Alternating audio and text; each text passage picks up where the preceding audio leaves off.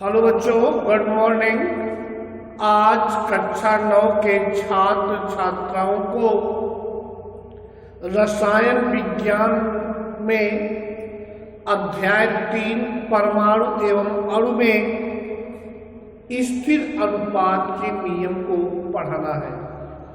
मैंने आपको इसके पहले वाले वीडियो में बताया था कि यदि किसी पदार्थ को छोटे छोटे टुकड़ों में विभाजित कर दिया जाए तो इस प्रकार ऐसा कण प्राप्त होगा जो अविभाज्य होगा, जिसको डाल्टन ने परमाणु की संज्ञा दिया था।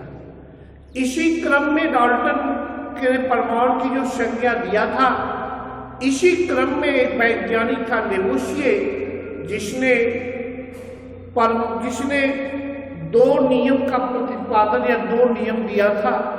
पहला जो था वो द्रव्यमान संरक्षण का नियम, जिसको आप कहते हैं लॉ ऑफ मास कंजर्वेशन, और दूसरा आपका स्थिर अनुपात का नियम, जिसको आप कहते हैं लॉ ऑफ डेफिनिट प्रपोर्शन। मैं आपको बता देना चाहता हूं कि द्रव्यमान संरक्षण के नियम में मैंने इसी ग्रीन बोर्ड पर आपको स्पष्ट किया था कि किसी रासायनिक अभिक्रिया में पदार्थ या किसी रासायनिक अभिक्रिया में द्रव्यमान का न तो सृजन होता है या न तो सृजन किया जा सकता है और न ही नष्ट। अर्थात आपको मैंने दो एग्जाम्पल देकर स्पष्ट कर दिया था कि आप देख लें, जो आपका ये रासायनिक अभिक्रिया है, इस रासायनिक अभिक्रिया में अभिकारक और उत्पाद दोनों के द्रव्यमान जो है एक दूसरे के बराबर है।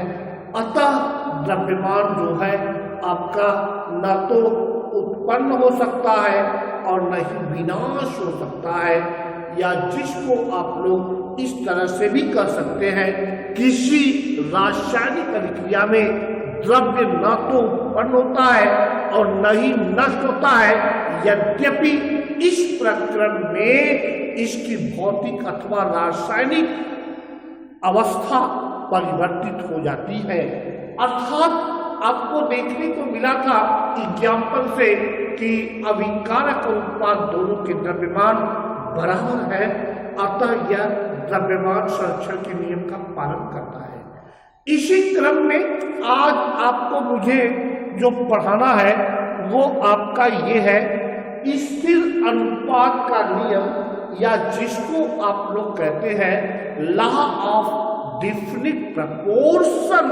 सीधी सी बात है, अगर आप लोग मुझसे बात करेंगे तो मैं आपको बता दूं कि लॉ ऑफ डेफिनिट प्रपोर्शन में आपको देखने को मिलेगा, उसमें किसी भी यौगिक में जो तत्वों का अनुपात है उसकी व्याख्या आपको करनी होगी। वास्तविकता ये है कि लॉ ऑफ डेफिनिट प्रपोर्शन में ये कहा गया कि किसी भी यौगिक मीन्स आप समझते हैं कंपाउंड मीन्स जो दो या दो से अधिक भिन्न भिन्न तत्वों से मिलकर बना हुआ है, उसे यौगिक कहते हैं। जनरली आप जानते भी हैं। मेरे कहने का आशय ये है, किसी भी यौगिक में जो तत्वों के परमाणु है वो सदैव एक निश्चित द्रव्यमानों के अनुपातों में विद्यमान या उपस्थित रहते हैं। मेरे कहने का आशय साफ साफ है कि इस नियम के अनुसार किसी भी यौगिक में जो तत्वों के परमाणुओं का जो अनुपात है वो एक निश्चित अनुपात होता है। इसी को लॉ ऑफ डेफिनिट प्रपोर्शन कहते हैं। अभी मैं आपको दिखा दूं, ये पहला एग्जाम्पल मैं लिख रहा हूं, ये आपके सामने हमने लिखा है CO2, या जिसको आप लोग कहते हैं कार्बन डाइऑक्साइड। आप सभी जानते हैं कि कार्बन का मास नंबर 12 होता है, ये कार्बन का मास नंबर 12।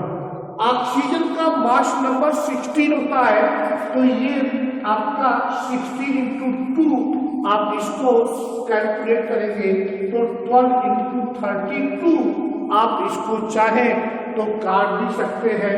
4 3 जा 12, 4 8 जा 32, 3:8। इसका मतलब ये हुआ कि कार्बन डाइऑक्साइड में कार्बन और ऑक्सीजन तत्वों का जो अनुपात है वह 3:8 का है। इसी क्रम में मैं आपको एक एग्जाम्पल और देना चाहता हूं। ये आपका एग्जाम्पल नंबर बी, ये आपका H2O या जिसको आप लोग कहते हैं ये आपका वाटर मॉलिक्यूल्स है। वाटर मॉलिक्यूल मीन्स आप जानते हैं कि वाटर मॉलिक्यूल में 2 हाइड्रोजन के परमाणु और 1 ऑक्सीजन के परमाणु सदा उपस्थित होते हैं। अर्थात आपको पता होना चाहिए हाइड्रोजन का जो द्रव्यमान संख्या या मास नंबर 2 होता है, हाइड्रोजन का जो मास नंबर है वो 1 होता है। मैं यहाँ परमाणु की संख्या में कंफ्यूज हो गया, यहाँ पे हाइड्रोजन के परमाणुओं की संख्या 2 है, मास नंबर 1, तो ये क्या हो जाएगा 1 × 2, और यहाँ पे ऑक्सीजन परमाणुओं की संख्या जो है 1 है। इसी क्रम में आप जानते भी हैं कि ऑक्सीजन का मास नंबर 16 है, 16 × 1 ये आपका 2 × 16 है। इसको आप लोग लिख सकते हैं 1 × 8 का रेशियो। इसका मतलब ये क्लियर है कि आपके सामने जो हमने लिखा है उससे ये स्पष्ट है।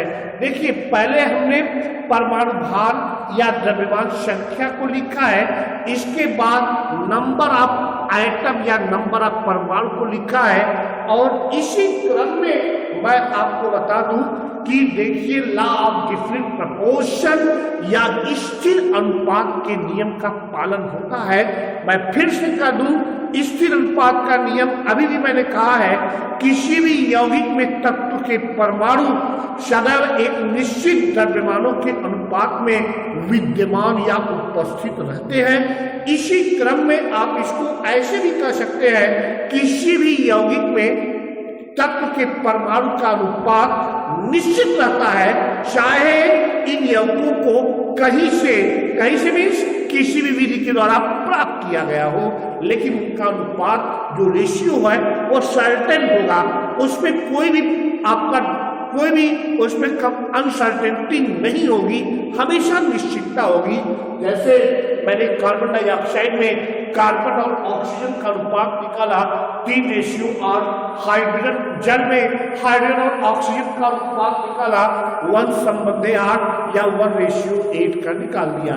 इसी क्रम में आपको एक एग्जाम्पल मैं और देना चाहता हूं जिसको आप लोग कहते हैं ग्लूकोज। आप जानते हैं ग्लूकोज का फार्मूला C6H12O6 होता है। आपको मैं थोड़ा सा यहाँ पे एक्सप्लेन कर दूं कि ग्लूकोज और फ्रक्टोज दोनों का जो फार्मूला है वो आपका सेम होता है, लेकिन अंतर क्या है कि ग्लूकोज में एल्डिहाइडिक समूह पाया जाता है, CHO समूह पाया जाता है, जबकि फ्रक्टोज में जो है वो कीटोनिक समूह पाया जाता है। आपको मैंने बताया था कि पहले आप मास नंबर लिखेंगे, तो कार्बन का जो मास नंबर है 12, इसके बाद कार्बन के परमाणु की संख्या कितनी है 6।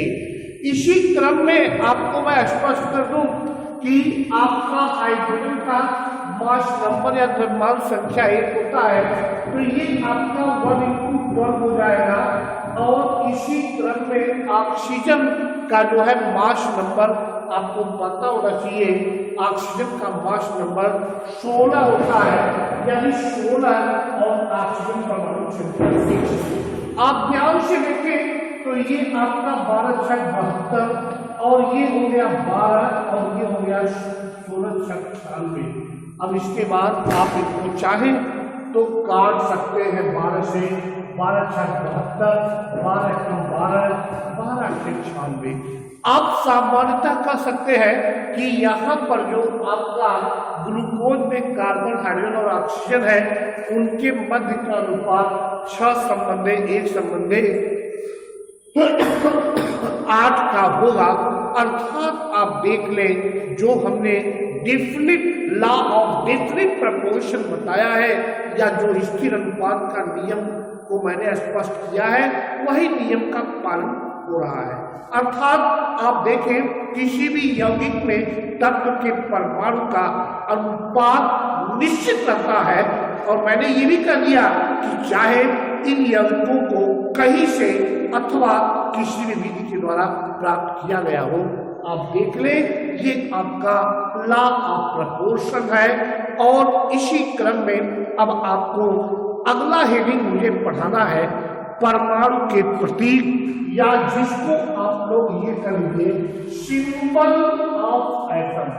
आप लोग जानते हैं कि सिंबल ऑफ एटम के बारे में, या जिसको आप कहते हैं परमाणु का प्रतीक, मैं आपके सामने स्क्रीन बोर्ड पे लिख रहा हूं परमाणु का प्रतीक, या जिसको आप लोगों ने ये कर दिया, सिंपल सी बात है, symbol SYMBOL, symbol of atom. आपको इतना तो पता होना चाहिए कि किसी भी एटम को रिप्रेजेंट करने के लिए, या सीधी सी बात है, आपको मैंने खुद पढ़ाया है, परमाणु अत्यंत छोटे होते हैं। इस बात को मैं डिफिनीशन में ही क्लियर कर दिया कि परमाणु एक सूक्ष्मतम कण है, और इसका इसकी त्रिज्या जो है नैनोमीटर में मापा जाता है।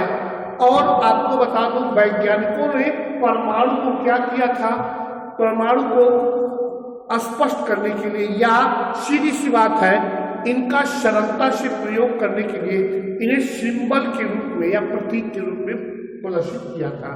जैसे आप जानते हैं, हाइड्रोजन का प्रतीक कैपिटल एच, ऑक्सीजन का सिंबल या प्रतीक कैपिटल O, कॉपर का Cu, गोल्ड या सोना Au, और लिथियम Li, और आपका sodium Na, potassium capital K, rubidium और भी, caesium Cs, thorium Ts, uranium U, cerium Ce, fluorine F, fluorine Cl, ये सब है। इनको आप लोगों ने सिंबल से प्रदर्शित कर दिया। अब आपको नेक्स्ट वीडियो में अगले हेडिंग के रूप में मैं पढ़ाऊंगा कि परमाणु के और थ्योरम कैसे है, या परमाणु अणु कैसे बनाते हैं। अगर आपको कोई समस्या हुई तो आप ग्रुप के माध्यम से या ग्रुप में क्वेश्चन डालकर मुझसे उसका उत्तर पूछ सकते हैं। अपना डाउट क्वेश्चन को आप सॉल्व करा सकते हैं। थैंक यू, धन्यवाद।